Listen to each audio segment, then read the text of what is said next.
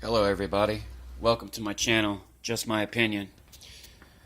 I'm working on a 1988 GL 1500 Honda Goldwing, and I am attempting to remove the center pressure spring here so I can relieve the snap ring inside of there. Now, I watched a video on YouTube from this guy. His name's Motorhead Joe. Now, he does a great, straight to the point on removing the clutch out of the 1500 so that way you can, change it and get on your way.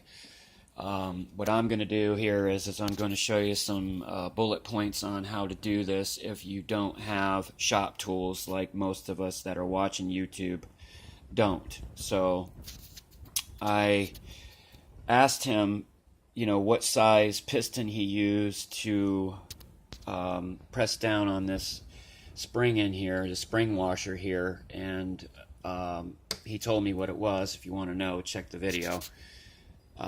Comments in the bottom, but I don't have a engine piston to do this with, nor do I even have a table press. What I do have is ingenuity and how to do things when there's just no way you can afford to do them any other way. So what I've done here is I have a stainless steel bolt going up through the middle of this clutch pack here. The bottom side of it has a very soft metalled washer and another 3/8 washer behind it for give, so that way when I'm torquing down on this, I'm not stressing out any of the aluminum and any of this, and I'm not damaging anything. I'm also using a oil filler wrench out of a set that I had bought from HF, and you can see there what size it is. So what I've done here is I've used my Milwaukee step bits in my drill right there, and I've drilled a hole. Sorry if this is so shaky.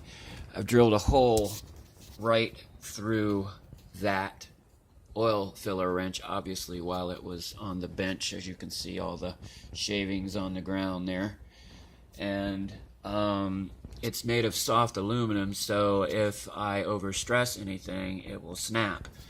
Now, I've already gave this a test to see how it's going to work, and I will in fact be able to relieve that snap ring in there with my snap ring pliers, I hope. Otherwise I will have to go out and buy a good set of snap ring pliers that have close tolerances to be able to remove that. Now, this will in fact press that down, and I will show you in just a minute after it's taken off. Go for a pause here. Now, I went ahead and got the snap ring loose, and I will take this apart and show you. Okay, so I got the snap ring loose, the clip's all loose, this is all loose.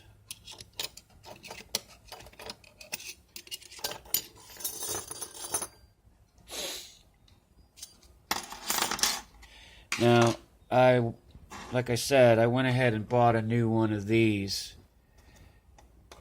for the installation, and now I can disassemble my clutch pack, and as you can see, this will all separate now. That comes off, and I'm going to put a micrometer on these and see what kind of meat I do have left on them, but they look fairly thin. And when it comes to clutch, I'm not going to chance it. I will inspect the discs, make sure they're okay. One I did replace, which is the big one on the bottom, or the top, whichever way you want to say it. But that's how I did it. And now when I put this back together, what I will do is I have one that I drilled out initially like this.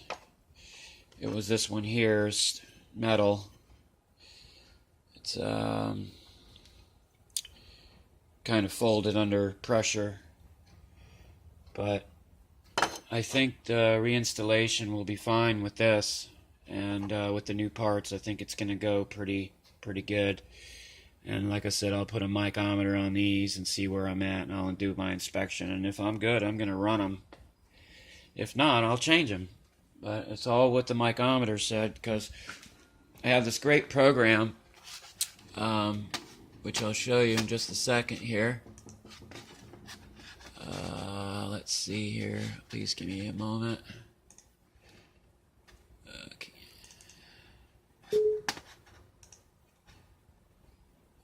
Oh, 1 second. I'm sorry. My screensaver here. Okay. So I have this program. It's the Goldwing Service Manual, electronic service manual, you know, and repair and replacement, and the clutch, disassembly and inspection. I'll go through this, and I'll also go through the book, which I also have here, and I'll go to the clutch section and verify and all that fun stuff. And like Joe says, don't attempt this without a manual. But if you want to know how to take it apart, check out Motorhead Joe's page, and it'll tell you exactly how to do it, you know.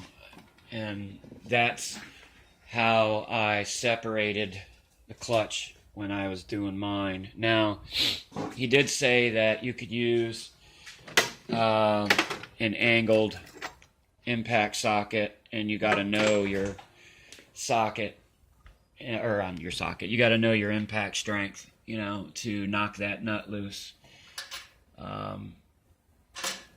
and to retorque it, obviously. So, you know, you can do this, you know, even with some battery operated half-inch drive Milwaukee gun. You can do it. If you know somebody who has one, just borrow theirs, and you know, go to HF and get you a swivel. That's where that swivel came from. I mean, my sockets are Craftsman because I was raised on them, but you know, you can bang it out real quick and get it loose. So I hope that was some information on how to get the pack loose without a press even. So just, you know, rest assured that this thing here can take, you know, quite a bit of, you know, forced pressure before it'll crack. And it's going to be more than what it would take to damage this spring washer here. I'm going to, you know, see what my height is on this with my micrometer. You know, just to check it and see where it is and where the new one is, and see, you know, how much pressure force I use to do that, to make that actually happen. So this is just my opinion, and I hope you enjoyed this little tutorial here. I will add another one on clutch disc inspection and so on. So thanks for watching.